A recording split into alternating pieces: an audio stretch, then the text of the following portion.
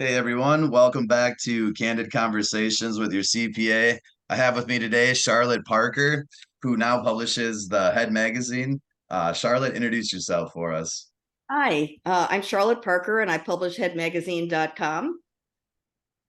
We're a magazine that actually was a big print publication in the 70s, the mid to late 70s, and we've rebooted it several years ago and we're online as headmagazine.com. We cover the marijuana world and a lot of popular culture and different kinds of drugs, and but mostly on about marijuana. Nice, nice. So I mean, so you were one of the the earliest ones getting into cannabis and just cannabis media, cannabis entertainment. Tell me a little bit about kind of just you yourself as a person growing up, and then how did you transition into like starting Head magazine back in the 1970s? So actually, I was raised in an Orthodox Jewish household, and I went to college. I mean, I went to school in Cleveland, and then I moved to New York. I went to college there, and then my first job out of college, I was really always interested in media, and I saw this job in the New York Times classified section, said major magazine looking for someone. So I went there, and it turns out it was Penthouse magazine.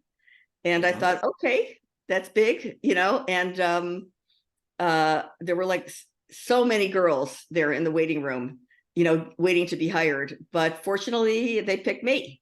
So I was the assistant to the production director at Penthouse magazine for several years. And then at the time, I was married and just married, and we on our honeymoon, because I always was I loved marijuana always, and it's always been my Same drug of here. choice. And so Nice. we were smoking marijuana on our honeymoon, and I'm thinking, there should be a magazine about marijuana, because I was thinking magazines, and Yep. so I started it at night, and I started Nice. at night while I was working at Penthouse during the day. And at first, it was like a paper, like the Village Voice was, like a groundwood, and I ran that for a while, and I distributed that in New York, and then I decided I wanted to go glossy after I guess maybe 6 months of that. And in 1976, we launched our first cover, which was this magazine right here. And Nice. yeah, very cool. We had a lot of people from the Lampoon and people like that wanted to work for us. And in fact, the truth is that John Belushi was seriously considering doing this cover, but at the last minute, his agent talked him out of it. And Jeez. yeah, so anyway, but we did have quite a lot of very good writing and very good people. And what I did not know was that High Times had come out about maybe, I don't know, 9 months, several months before me, but it wasn't getting a lot of Okay, play. but you guys are like neck and neck then, huh? Neck and neck, and I did not know about them, but we had very, very different sensibilities. High Times was run by people, smugglers, people who were actually hardcore smugglers, in the Mhm. marijuana business. These were hardcore people, many of which had been in prison and were really, really, really the dope smugglers of our day. And they were very knowledgeable in that way. I, on the other hand, came at this from a cultural standpoint, girl in college, friends smoking, getting high. And that's why it was Head. It was Head, it was called Head, for heads by heads. And that's what Yeah, I it like was. that. Yeah, that's my little logo for a while. And that's what it was. It was the popular culture at the time was marijuana smoking, and all of our friends, and we would, it was just so much fun, and it was very different. And the pot was actually quite different than it is now. Yeah, yeah, I would say. And What really cool. We had what did you really like back cool. then? What were some of your favorite strains? Well, we had strains that they don't have now. I mean, obviously, I did Acapulco Gold. We did, I had Thai sticks. We had Nice. Maui Wowie. We had, all different kinds of really, really good pot. But it was kind of different. The pot today, if you don't watch it, can be very much stronger. with a little bit of almost a psychedelic twist to it, depending on what kind you're getting. And so I think that, it's hard to say. And even when, nowadays, when you have the sativa and the indica, sometimes it's the same thing. I mean, Yeah, there's a lot of sometimes, marketing going on in cannabis for sure. And well, it's like, sometimes, not always. We'll get into that later. But we had okay. very, very interesting advertisements. We knew everybody. We had all our covers. I was very close to the Easy Wider people. I was on the board of directors of Normal. I was actually the guest of honor at the second annual hallucinogenic mushroom conference in Seattle. And along with me, there was R. Gordon Wasson, who was, the world's greatest mushroom expert, and Norman Zinberg, and Albert Hoffman, the creator of LSD. And it was really, amazing. And my psychedelic consultant, Jonathan Ott, became a well-known shaman later, like the Nice. Carlos Castaneda of his day. And so we had incredible writers, and it was just a fun magazine. Here's like another cover that we had. And I like it. oh yeah, it was very cool. I like the Um, idea of being well written. It's like cannabis, it just gets too much of like a comedic and like I don't know, like some of like the culture, it's just it can be more professional and well written and like good journalism because it is interesting stuff. What did you guys all only cover cannabis stories or did you just cover popular we stories of the covered day every no, once in a no, while? we covered so many things. We covered Okay. mushrooms. We covered mushrooms. We covered here. I had big mushroom issues. If I have that with me here, I gotta um, come back too. hash. In fact, we had a tremendous hash writer who was Okay. Peter One. He was the hash king of Ibiza, and he was incredible. He was incredible. We had interviews with Timothy Leary, with Peter Tosh. Unfortunately, Bob Marley was already passed. And Yeah. we had, all kinds of different different different things that we covered. You know, uh, Obviously covered sex, and we covered rock and roll. We had Right. interviews. Music, entertainment. Yeah, Huh. and frankly, that's what that's kind of what we're doing now again. And in I head say, mag what is the kind of like transitioning from yeah like print now to current day in the digital magazine, what is the current content related to? Well, what happened was, in between, for a variety of reasons, which, uh, I stopped the magazine after several years, and we moved out to the West Coast. Okay.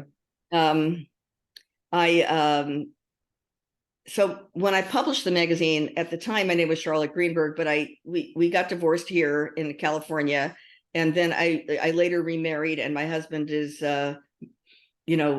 Mr. Parker, and that Yeah, yeah.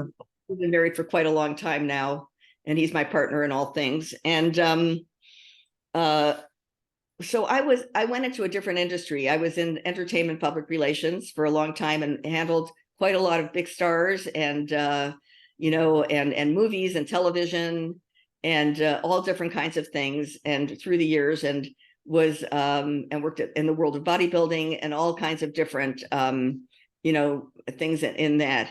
And then all my friends and everybody kept saying, the cannabis industry is getting very, big and borderline legal. And Yeah, we're getting there. why don't you go ahead and reboot? And I said, well, I absolutely should. So I did. And we rebooted on 4/20/2020. And Nice. yeah, it was perfect. And since then, we kind of have a similar ethos to what we did in the past, which is the same thing: heavy marijuana, but we cover everything. I mean, we have all kinds of stories. It's a wealth of information in there. We have, the latest, how all the presidential candidates stack up on their marijuana. We have how to use, all different kinds, we have strain reviews. We have, Dr. Strainlove, our own guy, reviews the strains. We have product reviews. We have, we have an industry insider, Michael Warren from Growth Profit, who gives, inside information on the cannabis business. And then we have our staff writer, Kathleen Herons, who is absolutely brilliant and a fabulous writer. And she writes all kinds of things about kava kava. She does interesting and research driven things that you really won't see anywhere else. The history of LSD and dinosaurs, bats, bat guano, and how best to grow marijuana in it. And we have interviews. I interviewed John Densmore of The Doors, which was a great interview. When he said lots of different things about Jim Morrison that I didn't even know. And we have an interview that someone with very close to Bob Dylan, who talked about his history, the former editor of Guitar World, and all of his travails, and with all the different rock stars. And we have all different kinds of we have spiritual things. We have a spiritual columnist. We have, the best strains for sex. We have an expert on yeah, read it. It's interesting. Kathleen did that, and she did incredible research and which strains are actually best. And you know what? I tried them, and she's right about what she says. But so read that. Duly noted. Duly noted. Noted. And an expert on we interviewed an expert on endocannabinoids. His name is Professor Nick Patrizio, and he actually does research at the Riverside School of Medicine about cannabinoids and what they can do for you, and the whole thing about the body. That's what's really interesting, that we have a cannabinoid system in our body, which is amazing when you think about it.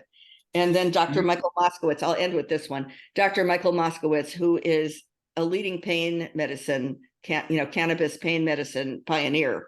And he wrote the book called Medical Cannabis and a Guide to Patients and Practitioners. The guy that was one of the most amazing interviews, how he cured himself of cancer. At least he thinks he did from that. And anyway, so there's just a wealth of information on the site. You get the picture. No, I really enjoyed it. And I was going to ask, do you guys do like a monthly edition, or do you just add articles as they get created? What is the process? We publish new articles weekly, every week. Weekly. Every Wednesday, New actually. publications. Is Nice. come out with a new article, and we're working on a newsletter and a podcast that we're going to launch. I'll have you be my guest. Doesn't say.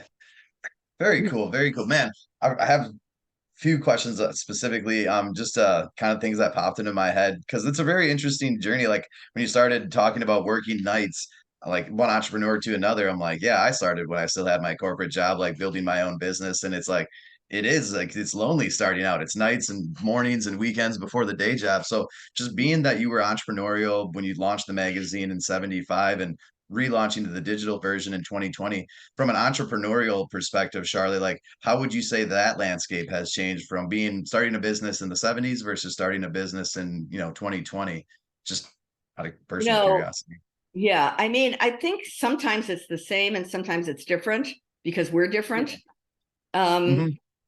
I mean, again, in when I was in the 70s and I was very young, I didn't know what I didn't know. So you just plow ahead and you don't care. Right. People There's just say, unending optimism. how can you start a national magazine by yourself in your kitchen? So, but I did, and I'm doing it again. And so in terms of that, I think that the landscape of magazines and so forth has changed because the magazine business in itself has very changed. It's very now there's very few magazines that publish a physical issue. Now there are a few, but they're rare. Yeah, I mean they do exist, but and the landscape of the internet is very different, and how one makes money is very different, and social media didn't exist back then. And it's a factor. It's not the only factor, but it is a factor. And so the internet has opened things up, egalitarian wise, and that's great. But it's also opened the fact that there's so much competition that one has to stand out in a particular kind of way. No, that makes a lot of sense. Yeah, right. It's the core of being an entrepreneur never changes. Like you didn't know what you didn't know get started, you learn along the way, figure it out, and kind of keep moving forward. And And to your point, it is like the internet, pre-internet versus post-internet era. Like I lived through it. And so like I still remember like pre-internet, like my younger siblings do not. I'm like, dude, there was a time, I swear to God, there was pre-internet. Cause like to your point, the last 20 years, the internet has changed the way a lot of things are done in business, not only media, but accounting has changed pretty drastically, communications, finance, how it all works together, how we make money. Very interesting. And then thinking through another question I had when you were talking through the differences in character of the High Times magazine versus your magazine, where it's like yours was more of the culture, High Times was more kind of cultivation and smuggling culture, and really just hardcore growing. Um, what would you say is kind of like some of your more interesting kind of articles that you, I guess like not interesting, but like how did you decide what to write about that was like part of the culture? Did you have a team that does that? I'm just truly like I don't know anything about media. So I'm like, how did you decide what made it into the magazine when there's so many interesting stories out there? well, I think that a lot of things, are personal, and also what you're drawn to. In a sense, I was drawn to media always my whole life, whether it was TV or film or magazines, and so I think that you have a natural knack. I have a natural knack of kind of knowing what people are interested in. And so you know, I would write, here, how to grow the world's best, marijuana indoors, Madison Avenue.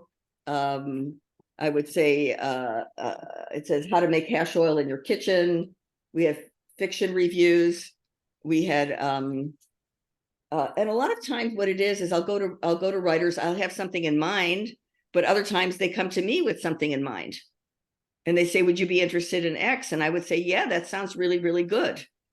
A lot of the writers come to me and say, hey, listen, I'd like to do a story on growing pot in an herb garden. And I go, yeah, that sounds great.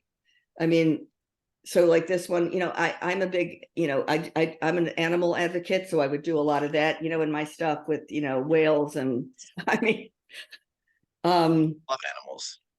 I love animals too. That's a big passion of mine. And, Nice. you Got any know, pets?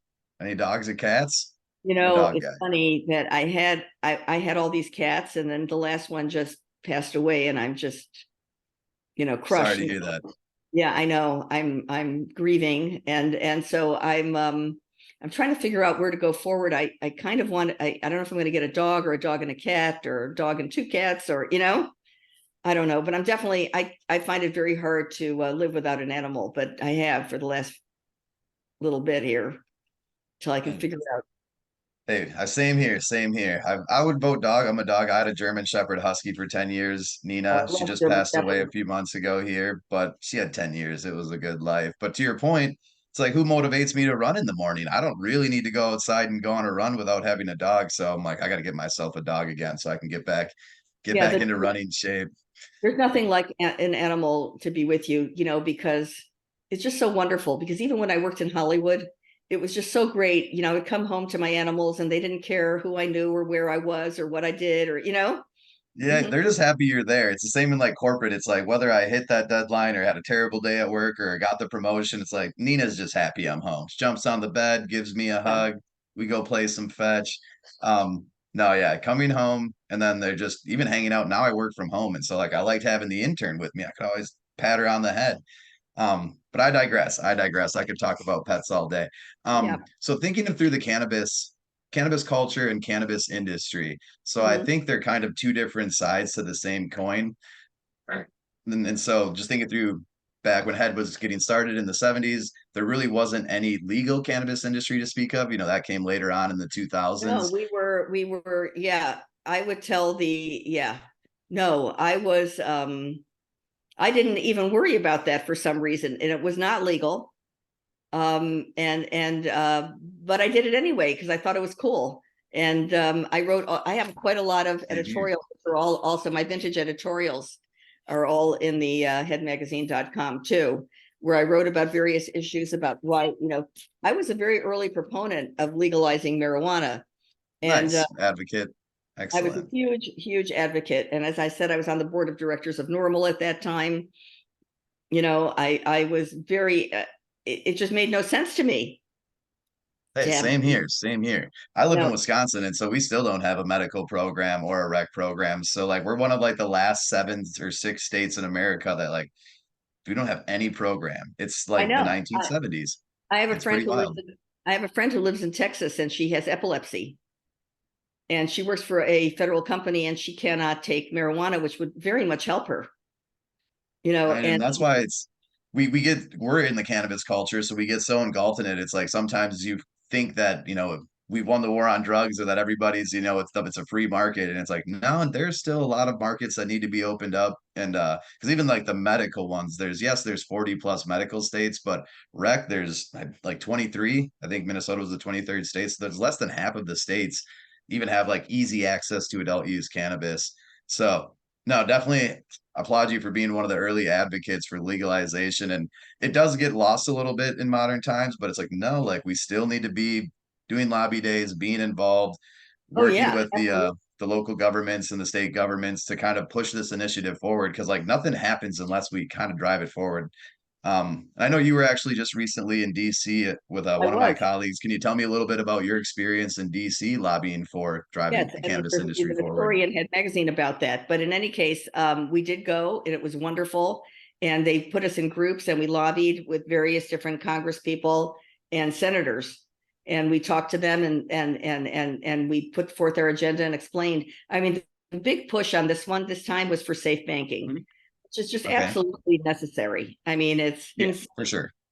and one of the big problems that I see is that the tax on dispensaries and legal marijuana sales and things like that is so onerous.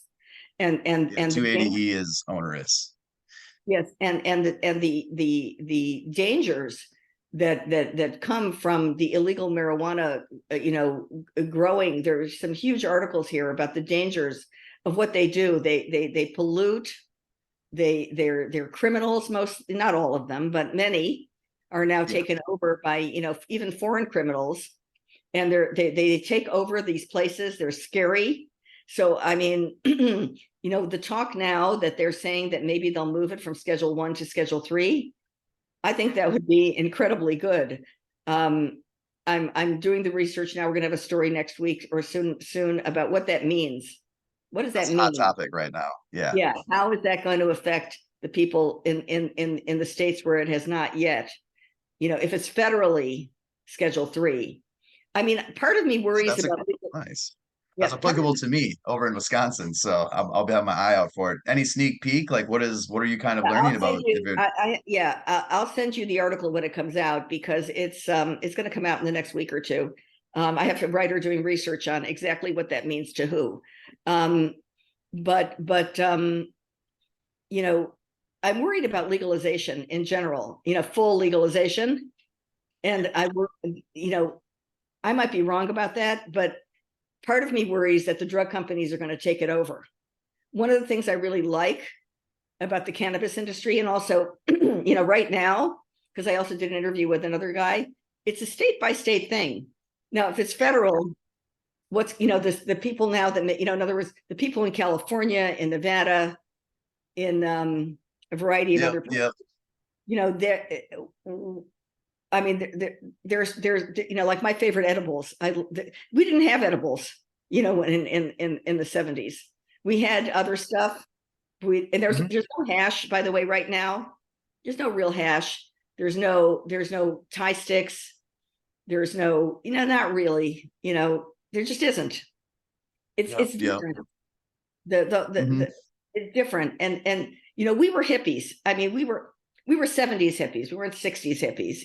We were, but still, I believe that the real 1970s, I mean the real 60s Hmm. was from 75 to 85. That's how I see it. Um, but Nice. yeah, I mean, we went to the Fillmore, but that was before that. But no, I worry about the drug companies taking everything over, and in other words, the corporate having everything be corporate. But I guess I guess it's gone so far that you can't take out the independent character. I love the independent character of the cannabis. Yeah. I call it the grassroots, like the culture. It's like, well, I love the culture. It's like that's all you have in Wisconsin. You don't have like a thriving legal market. It's like if you like cannabis, you're kind of part of this like culture that's like, yeah, it's kind of you kind of got to break the law a little bit, but like it's fun. And it makes you feel good, and it helps with a lot of other things. And so, to your point, you don't want to lose that grassroots or like the characters of cannabis. And honestly, I kind of compare it to beer, just I guess because I'm in Milwaukee. So like Miller and Molson Coors has headquarters here, and there's a lot of other large breweries. And Mhm. so like when I was younger, there was definitely like you'd go to a bar and there would be like five taps. And now if you go to a bar, there's like those old school five taps, but there's a dozen new microbreweries, local tap houses Absolutely. and stuff. And so that's been kind of cool. Where like when I was younger, I just assumed it would continue. Where like the Anheuser Busches of the world would just continue to buy more and more, companies. But kind of the opposite had happened. And so I'm kind of hoping for cannabis for the Well, same maybe way. it We're would like, be yes, okay. You're right, yeah, Raymond. Maybe, if we legalized, that we'd have all kinds of, I think you're right. I think we would have different, like all these different things. Some of the successful ones would become, national, and others of them would fall by the wayside is really what would kind of happen. Or they would be yep. local, or they would be local, like favorites. Um, Hmm. yeah, but Like, I don't know if people drink Milwaukee's Best anywhere else, but like they drink it here. No, I'm just kidding. It's a terrible beer. But yeah, they'll have like your local fan favorites. Same with like local foods and stuff like that. I'm like, all right, that'll probably kind of follow a similar trajectory. But to your point, nobody no, but I knows. mean, I That's lived kind in of what Ireland for a month and it was all Guinness. It was, okay. they had other things too, but Guinness was very good. Um, but a lot of my compatriots and I've made a lot of friends in the cannabis industry, and there's a lot of people struggling. It's kind of, I wouldn't say it's in transition, but it's in flux. Because a lot of people are struggling, and some people are doing well, and other people are. I mean, what's your opinion? Because you also have, a I'm a lot. numbers guy.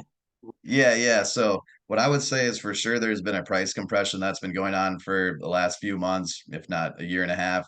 Mhm. 2023 is similar to 2022 in the sense of like the capital markets, like they're not nearly what they were in 2017, 18, 19, where it was just a tear of capital being deployed into the industry. So for sure, between their selling price being compressed and then the dry up of the capital market. 280E has always been there for all of this, so I won't factor that in. People know that that's the cost of doing business, but for sure, those two things recently have created a lot of strain on the industry. But the economics of it are such that the revenue keeps going up month over month because more states come online for adult use and medical, and then within each state more counties are opening up in state and local jurisdictions to do cannabis. And so the revenues keep going up, the margins have shrank considerably, and a lot of that has to do with more states coming on board. So it's decreasing the artificial price inflation that so many of these early adopter states like just gorged off of. They Yes, made so much money for so long because if you lived in Colorado and every other state didn't allow recreational cannabis, like dude, everybody would just go get their weed from there. Same with Michigan, like they were one of the earlier ones to go full on adult use. And so you could be in Green Bay and you could drive up to the UP, and like, so they benefited heavily off of out of state traffic. And then just being an early adapter within the state.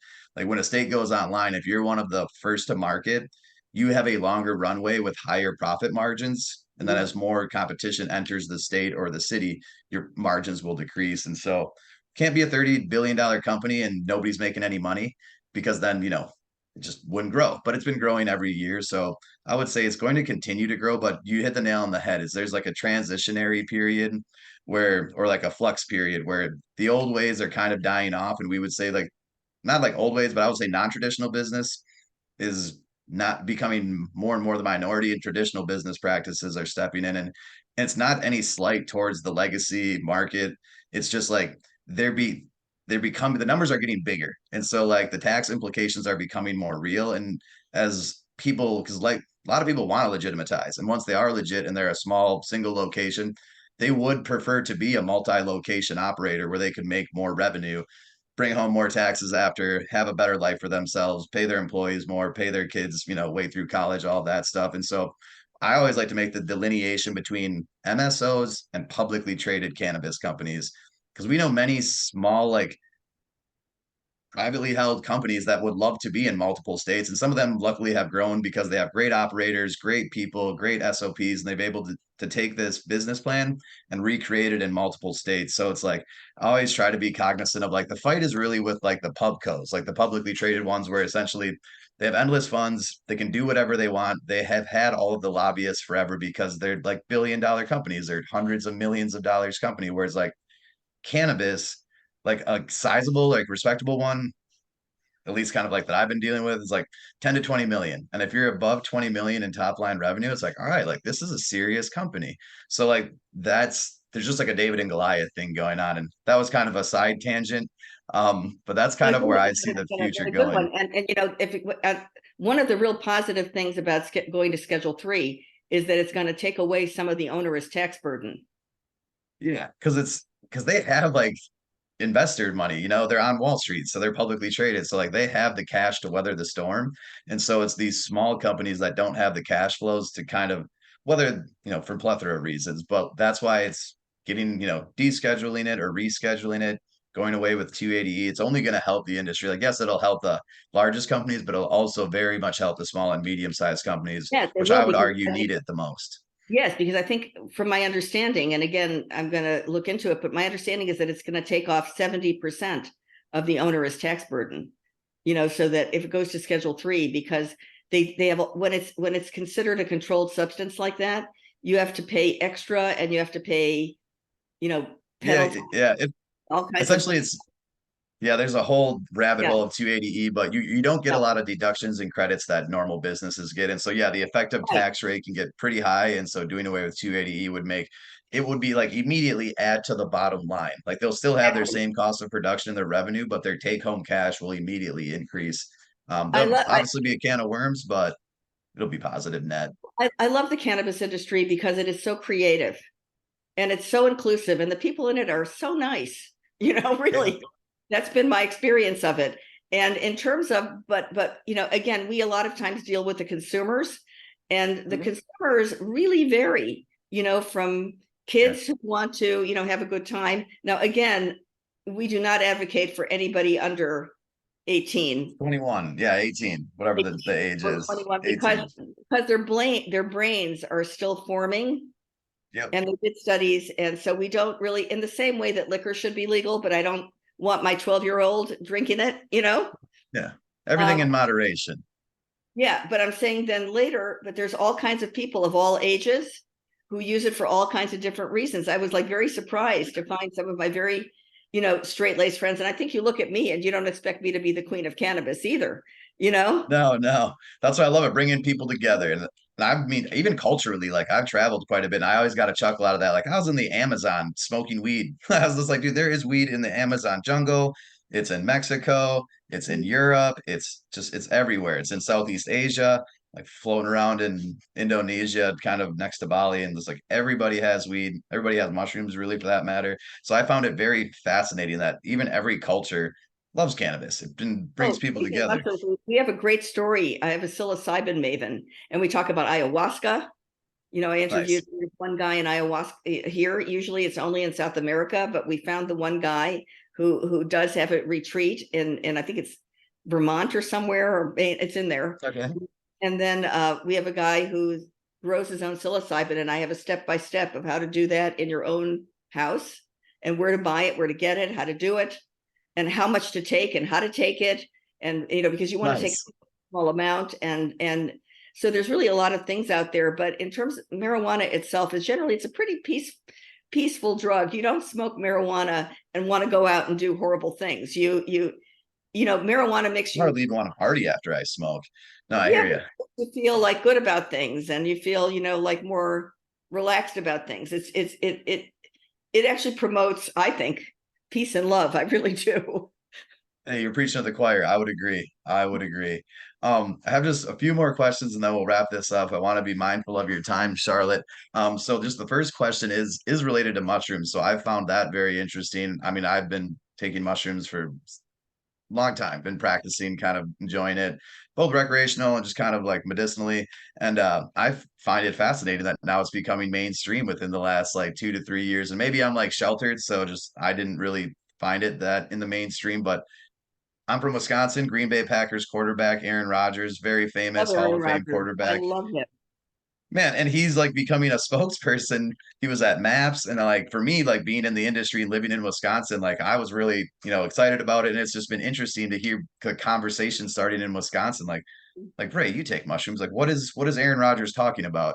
And that was just like hilarious for me of like, man, like this is becoming a total thing where like you would ask me 5, 8, 10 years ago for sure. I'm like, mushrooms, like, man, that probably won't be legalized in my lifetime. And now there's ketamine clinics, like psilocybin mushrooms are getting decriminalized, and that is very much going to become a thriving industry, I believe.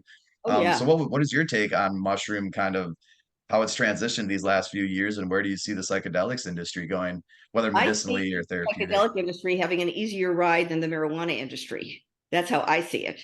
I think that I don't know exactly why, maybe because the medical establishment seems to, have gone with it. It's been a really medical leaning like entryway I've found where it's like you don't really see people talking about legalizing mushrooms rec. It's all like, hey, it can help you alcoholics be less alcoholic, have less alcoholism, it can reduce smoking, reduce alcohol use. So I think they have a strong like PTSD for medical. veterans and so forth. But my understanding from our mushroom expert that I told you that we have at Head, and Mhm. he told me that he tried everything in his life, because he suffered from anxiety and depression very seriously. And since he was a kid, they put him on all kinds of things. And he read about this, so he thought he'd try it. And he said the thing about mushrooms that he said about the psychedelics, and obviously he takes, a reasonable small dose, is he said once you take it, it lasts like the marijuana high. When the high's over, it's over, kind of thing, and that's the good news about it. You're not hungover like you are with alcohol, or some people are with alcohol. But and that's good for me. I like that. With marijuana, you take it, it's over, it's over. But he said with psychedelics, what his experience is that it lasts, the feeling of well-being and so forth, to help people with anxiety, depression, PTSD. He feels that it lasts, so that's one thing. But I do think that for some reason the psychedelics seem to be having an easier ride into decriminalization, legalization, being more accepted than marijuana. Yeah. And I don't really completely understand why, because marijuana is also has an Well, enormous amount it's of help to people I with think it. it's because yeah, because they're probably riding the coattails of cannabis. It's like cannabis, just getting cannabis legal was a huge lift. And so once people admitted that, like, okay, it has medicinal properties in adults, I mean, alcohol's way worse for you than a joint. So we should probably let them do their thing. And then mushrooms are kind of coattailing off that, like, hey, let's talk about this. I think we all want to, do what we want to do. And I'm microdosing. I haven't looked into it too much, but I know that's like a buzzword and a lot of people are into it. And so Mhm. I can see why it's becoming more mainstream because you can do it on a more regular basis and feel the positive effects. Alrighty. Last question is what's next for Charlotte? So I know you got the magazine online. What keeps you busy? What are you up to? Where can people find you? Oh, the magazine keeps me very busy. We've Okay. got we're moving into, different fields. We're going to be having, newsletters. We're going to have podcasts. We have we actually are launching a TV show. We've got all different kinds of things happening. We got a Head Magazine TV show, by heads for heads, and I like we've it. got I like it. cool stuff happening. Awesome. And then the listeners, they can find you at headmagazine.com. Kind of Headmagazine.com. They can follow us on Twitter and Instagram, and it'll be on the site. I think it's head underscore. Believe it or not, I tried to get Head Magazine on Twitter, but someone had it and they don't use it, and I can't get it, and it's and anyway. frustrating. So No worries. yeah, but so Awesome. and on Instagram we're Head Magazine Official. At Magazine Official on Instagram. Awesome. Well, thank you so much for your time, Charlotte. I got a few more questions I could ask you, so we'll have to pencil this for another time. But again, thanks so much for taking the time to just provide your insight, your experience, and have a little fun with me. All right. You got it. Awesome. Talk to you later, Charlotte. Be well.